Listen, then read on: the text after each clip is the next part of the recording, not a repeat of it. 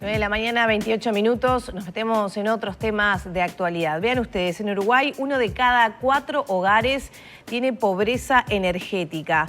Así lo constató un indicador multidimensional de pobreza elaborado por el Instituto de Economía de Facultad de Ciencias Económicas. Para conocer este trabajo, qué significa, cuáles son sus detalles, recibimos al economista Gastón Fernández. Bienvenido, Gastón.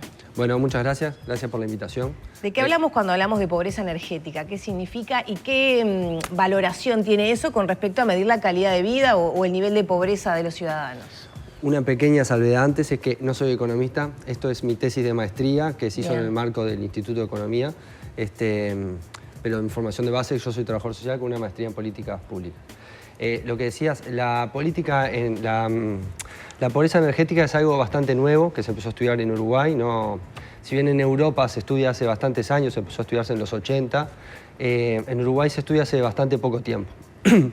Y básicamente es importante porque nos arroja información de cómo los hogares satisfacen sus necesidades energéticas, ¿no? O sea, cómo acceden a servicios energéticos que les permiten satisfacer sus necesidades y cómo hacen eso a un costo asequible, digamos, o sea, un costo que tenga una relación con sus ingresos, o sea, que no sea ni muy disparatado, ni que por cumplir eso tengan que dejar otras necesidades de alimentación, vestimenta, etc. ¿Y ahí cómo estamos? Bueno, es lo que decías vos.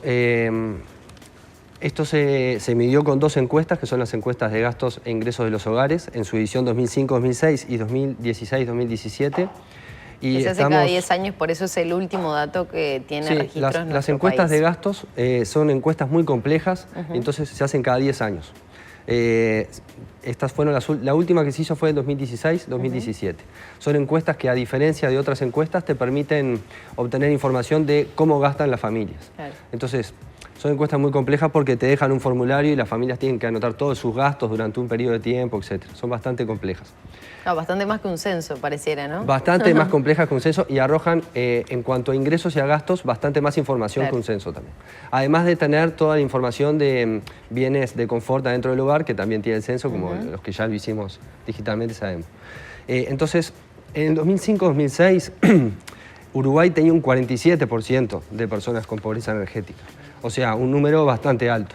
En 2016-2017 ese número pasó a 26,4, o sea, que si bien es un dato muy grande, es una disminución importante, ¿no? Es una disminución muy importante que va en línea con una mejora de la calidad de vida y con un aumento de los ingresos que se dio en toda esa etapa. Va en línea con lo que sucedió, pero seguimos con un 26,4, es 1 cada 4, como vos lo decías, es una situación bastante grave. Una cuarta parte está bajo ese riesgo, ¿no? La pobreza energética. Es importante saber que es un indicador multidimensional que tiene 5 dimensiones. 4 dimensiones hablan del acceso efectivo a servicios energéticos, que tiene que ver con servicios energéticos eléctricos, el acceso a iluminación o medios de comunicación como televisión, radio, etc. Servicios energéticos para la alimentación, que tiene que ver con heladeras y cocinas, etc. Heladera y cocina nada más. Ya el microondas sería como un segundo nivel. Bien. Un tercer elemento que es la calefacción de ambientes y un cuarto elemento que es el calentamiento de agua sanitaria. Después hay un quinto elemento que tiene que ver con el gasto, ¿no? Con esto de la asequibilidad, que es tiene 3 indicadores. Un indicador que define una persona con pobreza energética cuando gasta más del 10% de sus ingresos para los costos energéticos. Un segundo indicador que define pobreza energética cuando una persona, luego de hacer sus gastos en energía, queda por debajo de la línea de pobreza, o sea que puede hacer sus gastos en energía, pero queda sin poder completar otros gastos por eso. Y un tercer indicador que se llama pobreza energética oculta, que se usa mucho en Europa, en otros países, que se establece una característica de los hogares en función de la cantidad de integrantes, del tamaño de la vivienda, la cantidad de dormitorios, etc. Y se define un promedio de gasto energético de ese hogar. Cuando un hogar gasta 3 veces menos que eso, se entiende que está rescindiendo algunos usos para no incurrir en gastos. Entonces también se define así. Perdón, y esos tres indicadores suman a estos porcentajes que manejábamos. El indicador es multidimensional, ¿no? Y cuando se tiene un indicador con privación, o sea, cuando no se cumple uno de estos indicadores, se computa como pobreza energética. Bien. Y en ese sentido, ¿qué lectura podemos hacer del Uruguay?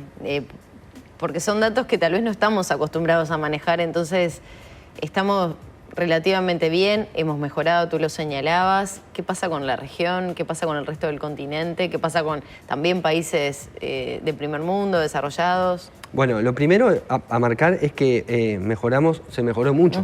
Se mejoró, de un 47 a un 26 se mejoró muchísimo.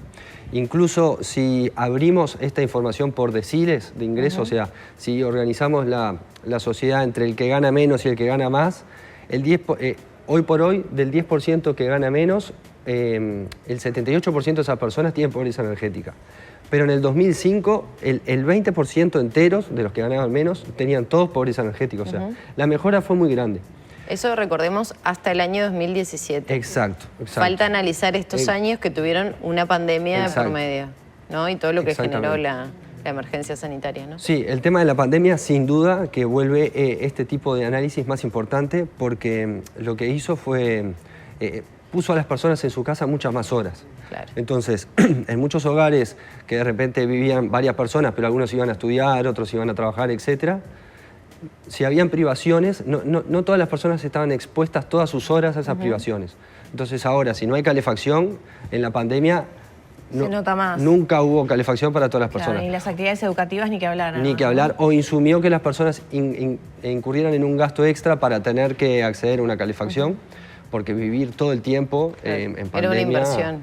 Una inversión, exacto. Sí o sí. Ahora, ¿qué pasa con los riesgos de estas personas, no? Por ejemplo, los métodos de calefacción, ¿no? Donde muchas veces no se puede acceder a una determinada calidad, parámetros de seguridad. ¿Qué riesgos terminan, en definitiva, corriendo estas poblaciones más vulnerables? Esto que vos decís es importante porque estos indicadores son nuevos en Uruguay, entonces algunos registros estadísticos no permiten acceder a determinada información. Una información a la que no permitieron acceder en la última encuesta tiene que ver mucho con lo que vos decís, que es con las conexiones regulares al servicio de energía eléctrica. Entonces, nosotros estamos diciendo que un 26,4% de la población tiene pobreza energética, pero eso, muchas de esas personas pueden tener conexiones irregulares, lo que les genera esto que vos decís, inseguridades en la conexión, o sea, bajas de tensión que le pueden romper electrodomésticos, etc. Puede provocar incendios. Incendios, sí. O sea, puede ser todavía el universo con personas que acceden a conexiones irregulares que le generan riesgos importantes, puede ser todavía mayor. Los índices también mejoraban, por lo menos por lo que pude ir leyendo un poco del estudio, por el acceso que en definitiva y cómo se fue masificando el acceso a la energía eléctrica en zonas rurales, por ejemplo, ¿no? Sí. Cómo se fue conectando al resto del país. Eso es un dato importante, no tanto, digo, sobre todo en el acceso a la red de energía eléctrica, ¿no? Sí, es un dato importante. En este periodo, 2005-2017, en 2005 empieza con un 4,2 de privación en servicios energéticos eléctricos, ¿no? Y termina en 2017 con un 0,1. O sea, en Uruguay hoy por hoy el acceso a la energía eléctrica es casi universal, se podría decir. Si bien obviamente que existen personas que viven en áreas rurales sin acceso a la red de energía eléctrica o sin una solución todavía para acceder a la electricidad, son situaciones residuales. Y si bien en las ciudades también existen, porque a veces situaciones de muy alta vulnerabilidad hacen que las personas estén sin energía eléctrica, realmente son residuales y en eso UTE tiene una política muy activa desde hace ya muchos años en tratar de hacer universal el acceso a la energía eléctrica. De las dimensiones que tú mencionabas que se analizaban como, bueno, energía para cocina, energía para calefacción, etcétera, ¿cuáles son las que presentan niveles más bajos, o sea, mayor pobreza o más dificultad en el acceso? El indicador más alto en la última medición es el indicador de gasto, que está en el 16,8%. O sea, 16,8% de las personas, 1 de cada 6, 7 personas, o gasta más del 10% de sus ingresos en energía, no solo eléctrica, sino GLP o supergas, exacto. Leña también. 16,8%. y después el siguiente es la calefacción de ambientes, que está en 9,8. Eso es interesante. Perdón, ¿eso quiere decir que muchos de los encuestados no les alcanza para calefaccionarse? Eso quiere decir que muchos de los encuestados ni siquiera tienen estufa. O sea, 9,8 de los encuestados ni siquiera tenían estufa. Pasan el invierno... No se calefaccionan, sí. Un dato interesante es que incluso en los deciles más altos, en el decil 9, decil 10, personas que tienen ingresos altos, hay personas, son poquitas, pero hay personas que no se calefaccionan. Que obviamente puede ser por la calidad de sus viviendas, porque eso es uno de los elementos más importantes, que es que las personas con pobreza energética tienen viviendas mucho peores que las personas sin pobreza energética, ¿no? Tanto en los materiales constructivos de la vivienda como en el deterioro de las mismas, ¿no? Humedades, goteras, etc. O sea, en general las personas con pobreza energética viven en casas de peor calidad que las personas sin pobreza energética. ¿Y cuál es el método de calefacción más usado que se desprende de este trabajo? Depende mucho. En Montevideo es la electricidad. En el interior es la leña. Hay una diferencia muy grande. Pero un detalle importante es que en este periodo se ve como la electricidad avanza muchísimo en la calefacción y en general en todo, incluso en la cocción avanza mucho la electricidad también, aunque más del 90% cocina con supergas. Igual, si vos circunscribís los datos a Montevideo, ves un aumento de la electricidad.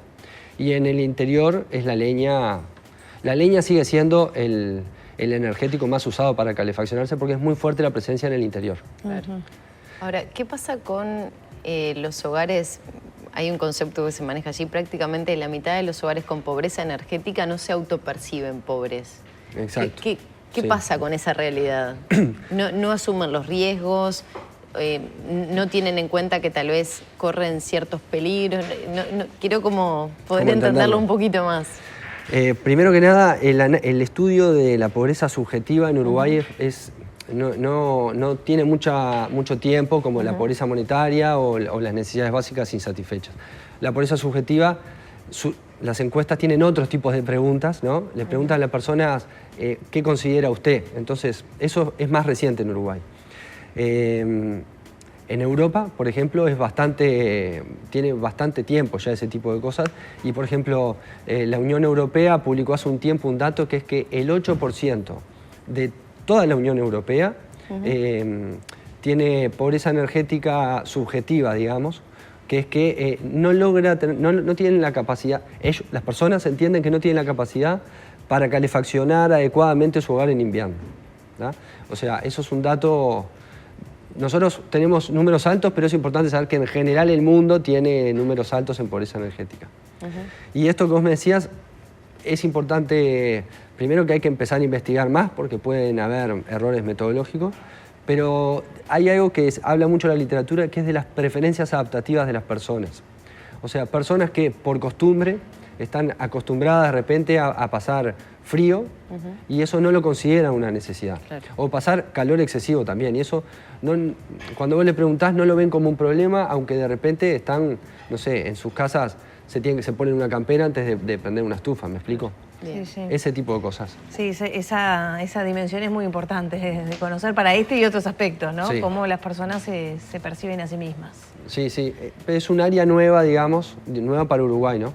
Ya para cerrar, este insumo tan importante, ¿qué objetivo tiene? ¿Qué se piensa hacer con estos datos? ¿Continuar cuando esté la próxima encuesta? ¿Cómo se va a hacer? Esto, yo creo que una de las oportunidades más grandes es volcar información para mejorar los registros estadísticos, ¿tá? Por ejemplo, nosotros no tenemos ningún dato de este estilo de qué consideran las personas, si pasan frío, si pasan calor. O sea, no hay ningún dato en Uruguay sobre eso. Sabemos si tienen estufas y sabemos cuánto pueden gastar, pero no sabemos si eso les alcanza, si consideran que está bien, si consideran que está mal, etc. Esta investigación muestra como una falencia en ese sentido. Y después hay otros elementos que es cómo se recoge la información en algunos gastos muy metodológicos, gastos de leña, gastos de supergas, que no están recogidos de la mejor forma en las encuestas de gastos ni en ninguna encuesta, porque las encuestas originalmente no se realizan para hacer estudios de energía, se realizan para hacer otro tipo de estudios. Eso por un lado, y por otro lado es un pantallazo de cómo accedemos los hogares a satisfacer nuestras necesidades. Eso debería poder ser un insumo para la discusión en política pública, digamos. Muchas gracias por estos minutos. No, muy amable a ustedes. Cerramos por aquí la entrevista. Ya pasan 43 minutos de las 9 de la mañana.